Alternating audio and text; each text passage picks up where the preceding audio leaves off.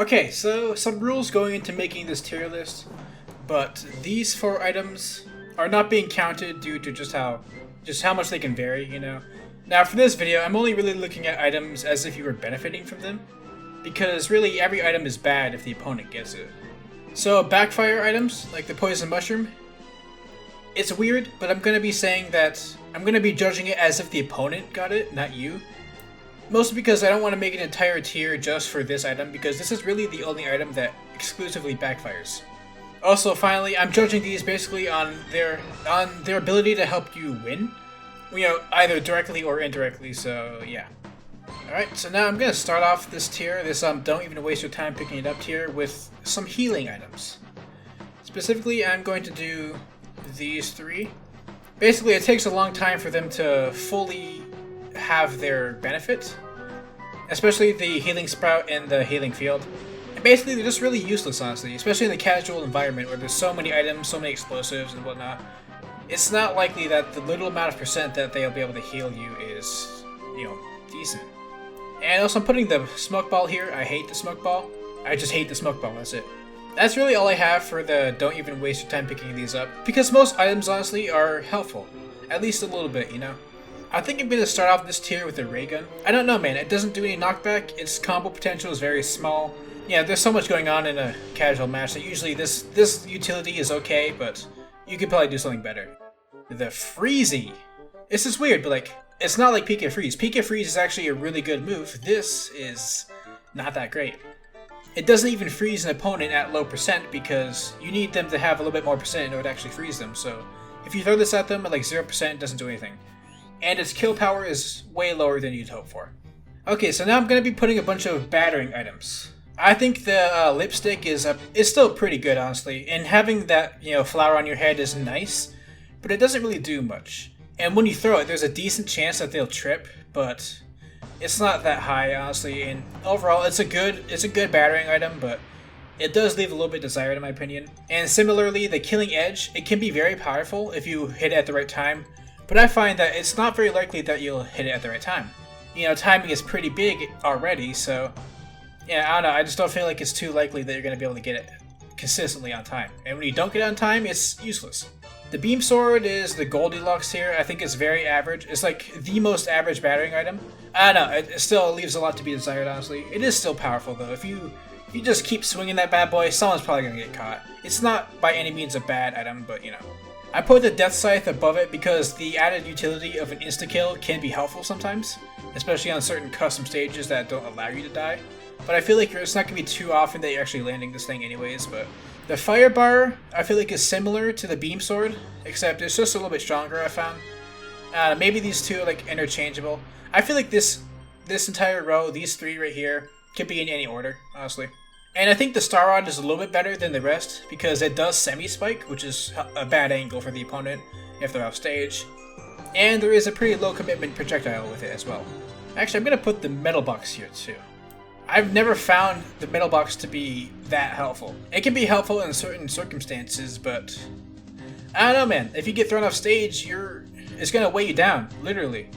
I mean, yeah, it's useful to make you live longer, but then what, you know? You live to like, what, 300%? You're not going to be living much longer. And you're actually pretty easy to combo if you're at higher percent if you have this on. Sure, at lower percents it's extremely good, but I could see this being in this tier because of that, but I don't know. It's not very often to actually see this item get any good use. I think it makes sense to have all the container items here, because really their main benefit is that they give you other items. And they fulfill that job pretty well. The reasoning for my order is this. The sandbag usually just give you small things like food, and you have to hit it in order to get anything. Which, while yes, you could use it to extend your hit lag or whatever, it's still pretty high commitment and high effort to get anything from it.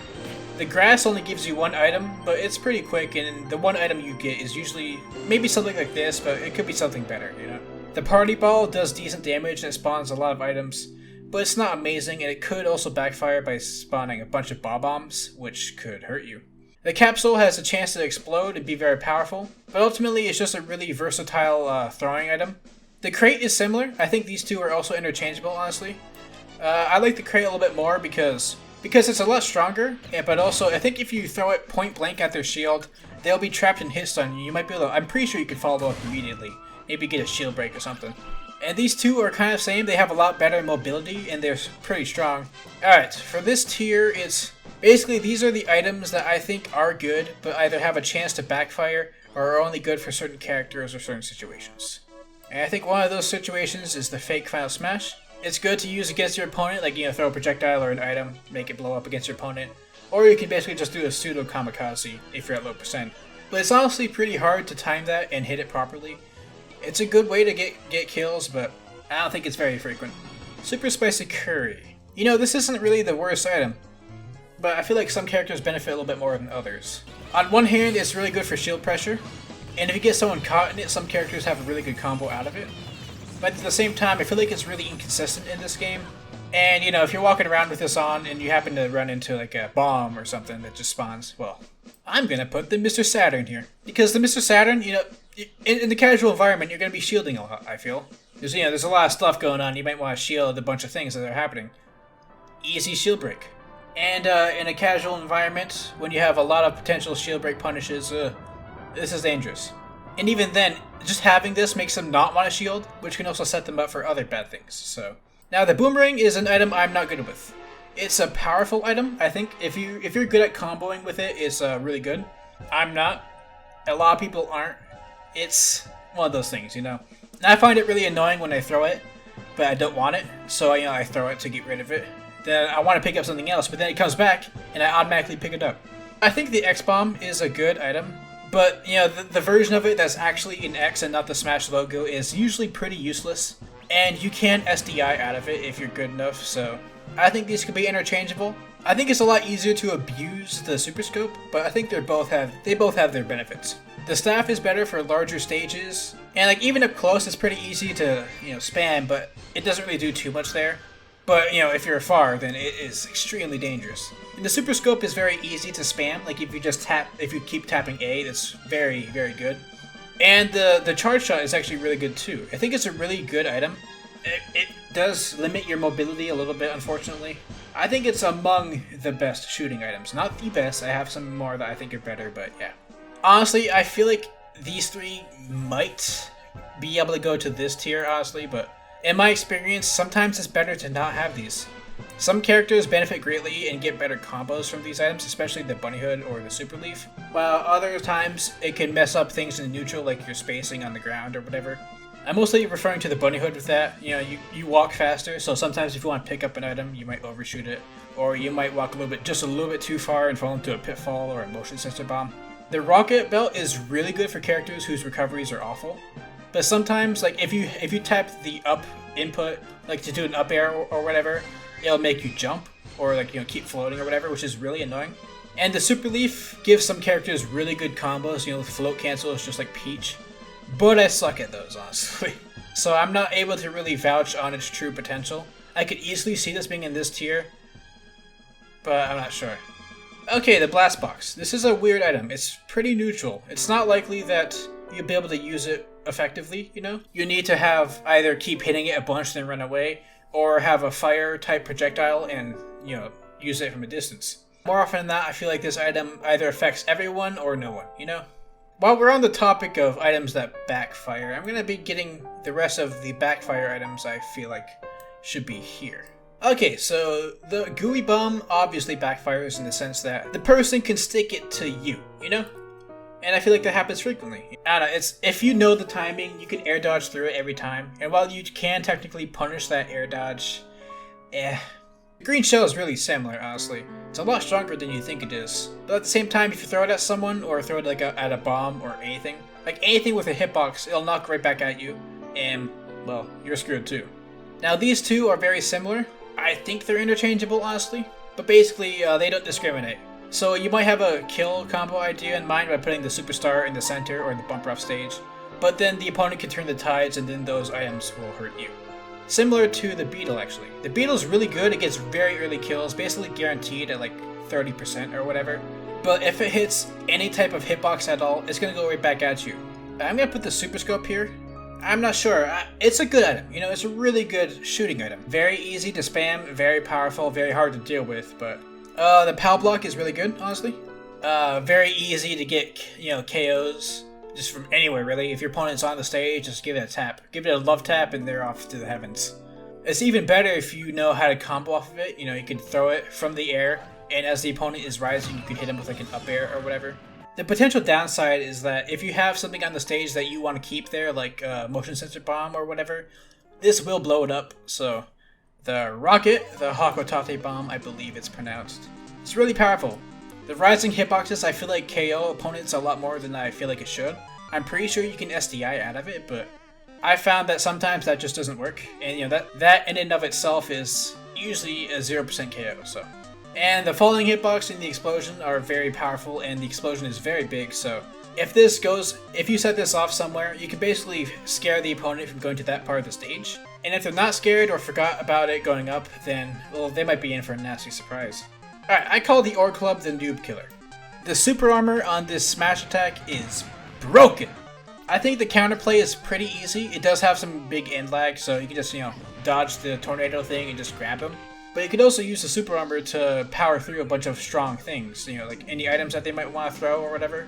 So honestly, this is just an amazing item. And the swing itself is crazy powerful. Oh yeah, the killer eye got buffed. It used to do basically nothing in past games, it was just like really annoying, like fletchling or whatever. In this game, the projectiles are powerful. The counterplay is kind of easy. If you just gotta tap it once and it turns around.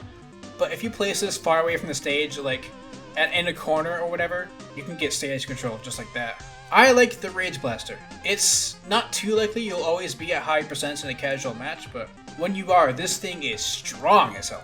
The startup is a little bit slow, but it goes really fast and it just KOs. I think the Bomb Chew is really good too. It does have the potential to backfire. I'm pretty sure, like if you're by it when it naturally explodes, it can cut off certain parts of the stage, especially if you put it on the platform. And it does KO pretty early. Now I'm going to put the Fire Flower and the Rambling Evil Mushroom right next to each other. They serve similar purposes in my mind, in that you can just hold down the A button and walk towards your opponent. You'll deal a ton of damage. I think the Mushroom is a lot better because after that damage, they'll have their controls reversed, which could really screw them up. Black Hole. If you don't know that your opponent can act during this, that sucks for you, but they can. But they're stuck in there, Not too many characters can actually get out of this. If they get stuck in there, well, that's free reign over the entire stage, assuming the items will also get stuck in there. That is the downside of this item in my opinion, is that items also get sort of caught in there, which could be beneficial for the opponent. But at the same time, if you have any good projectiles or anything like that, you can just snipe them off while they're in the black hole. I think I'm going to put the banana high up here. It's a simple item, but it does its job very well. Just throw it at them, trip them, and then hit them with a smash attack that's fast enough or whatever. I'm going to put the hammers here. I think the golden hammer is better. These things are kind of weird though. They have a very high chance to, well, maybe not very high chance, but they can definitely backfire. The normal hammer having the head fall off, or on the golden hammer having it be a toy. But I also mean in the sense that if you get sent off stage, you might die for it. At any percent. Being able to hover with the golden hammer by spamming the jump button does help. And it is obviously stronger, but yeah, these have their highs and lows. I really like the motion sensor bomb. I think this thing would be broken if it didn't affect you as well. But still, it's a really good placement if you want to toss them into it, get a very quick death. In some stages, this is better than others, and the opponent can use it against you. But I think it's just a really great item to have out there. The Bob-omb is similar, but it doesn't backfire as much. In past games, if you threw it downwards, it hit you, but not anymore. But if the opponent hits you with like a weak projectile or anything while you're holding it, then it's going to blow up in your face, and that kind of sucks. But I don't think I need to explain this too much. It's incredibly powerful. You can toss it from a far distance or combo into it. It's just really strong. I'm going to put the Super Mushroom here. Now, I'm not putting it in this tier because I feel like it can also backfire in some situations. Primarily free-for-alls, but okay, in my experience, if you get this, you can either completely wipe the stage of characters, or everyone can gang up on you, and you'll take like 1,000,000% or die really early. Because you are very easy to combo in this state. I'm going to put the big boy pieces right here. On one hand, when you get the pieces, they're really powerful with basically not too much backfire. But at the same time, it's difficult actually getting all of the pieces. And having the pieces present in the match might prevent other items from spawning, which could be bad for you. I think Daybreak might be better than Dragoon, but on the other hand, bigger stages benefit the Dragoon more because it's a lot easier to avoid Daybreak. So they're really interchangeable. And lastly for this tier, I'm putting the S flag. Now this really defines the right hands and right circumstances part of this tier. If you happen to have created a wall with like a Pokemon, or or if you're in a large stage and you're in a good camping situation, I mean, this is essentially instantly taking their stock. But rather than taking their stock, you're just getting one yourself. This is a lot better in stock matches, in my opinion, than time matches. Alright, I'm going to start off this next tier with some healing items. Now, the maximum tomato is 50% heal, and just one click of the button. Same for these two, these both heal 100%.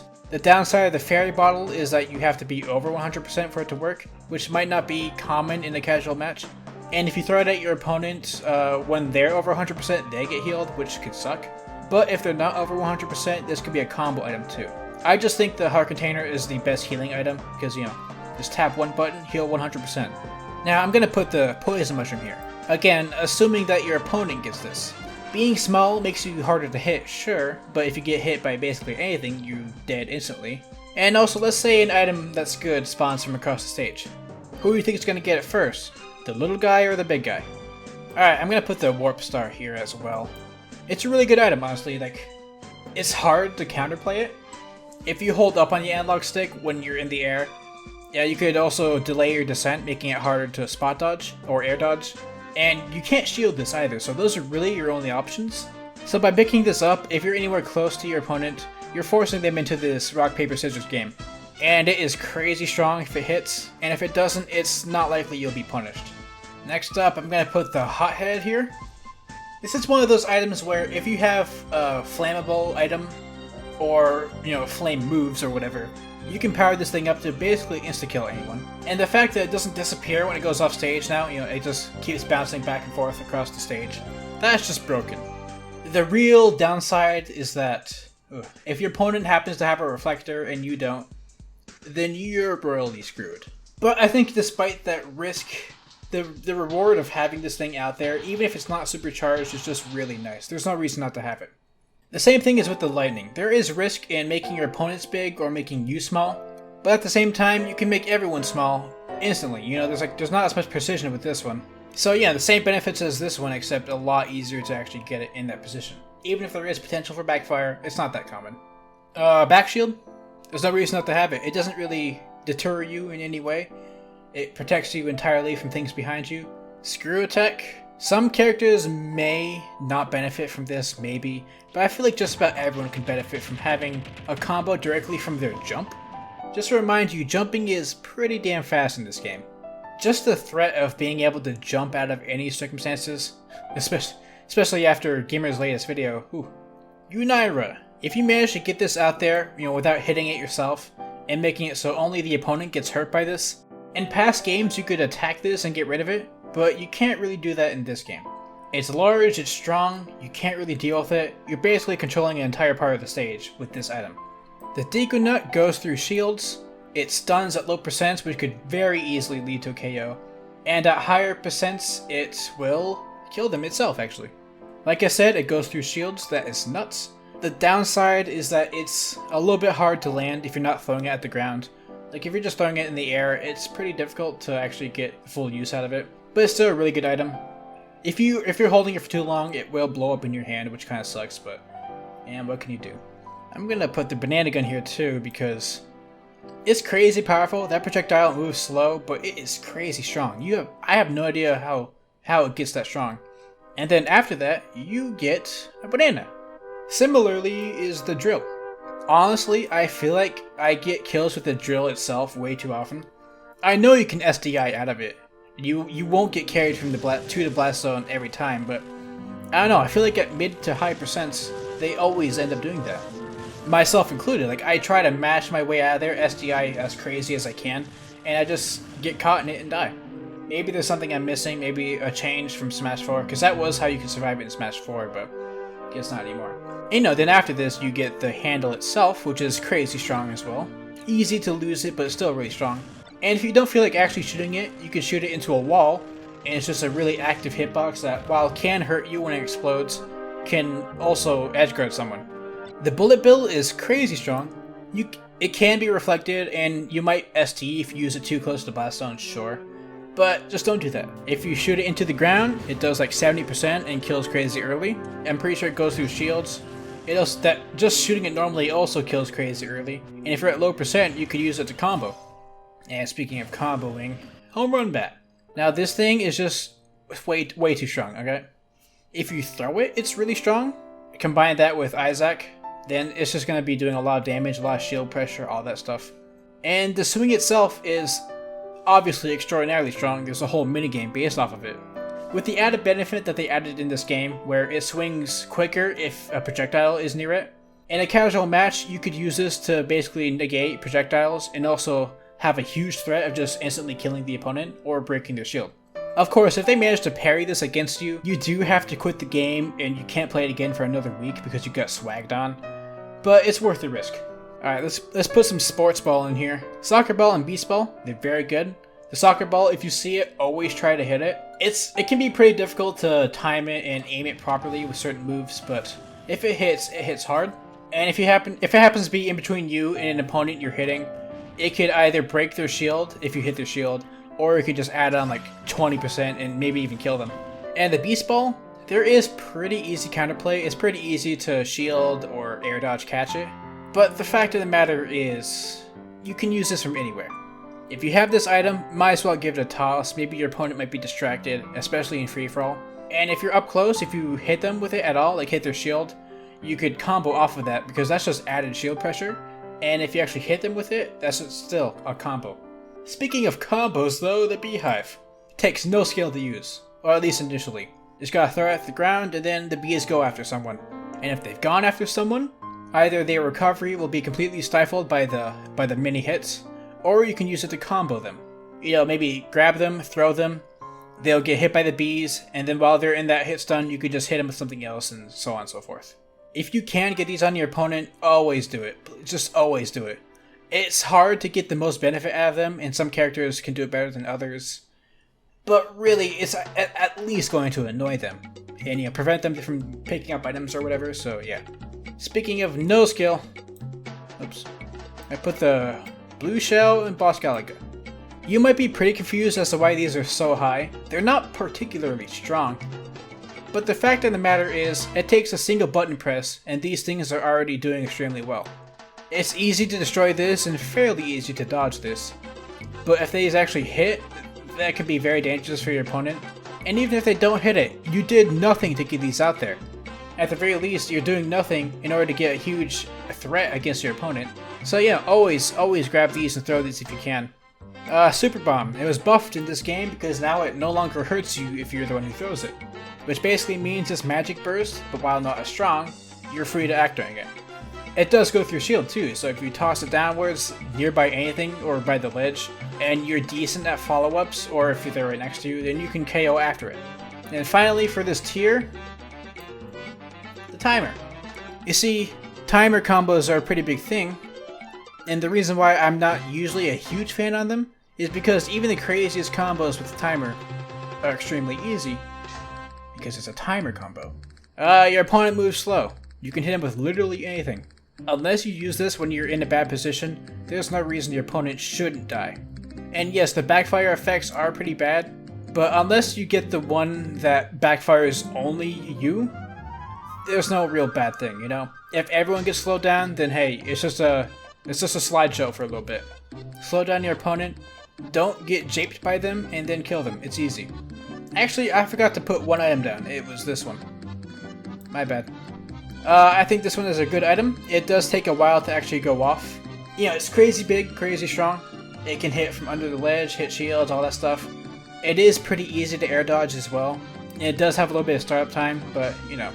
If your opponent is preoccupied by something or they're off stage, then this is really good to use. So honestly, there's no real surprises. I'm just going to start off with the Starman. It's invincibility. What else do I have to say, you know? The invincibility doesn't last that long. But if your opponent has set up a wall or a bunch of traps, or there's an item on the stage that you want to get, while it's very possible that your opponent might try to just completely escape from you, you're at least gaining stage control, maybe getting some assists or other items in the process, similarly to the Kuko. This one takes a little bit more skill than these ones, since you actually have to toss it at your opponent in order for it to activate. But if it gets activated, I honestly don't know what your opponent can do. If your opponent's off stage, there's nothing they can do. And even if your opponent is on stage, they're getting flooded by Kukos. Even if that doesn't directly kill them, you just gotta go in there with literally anything and then they should die.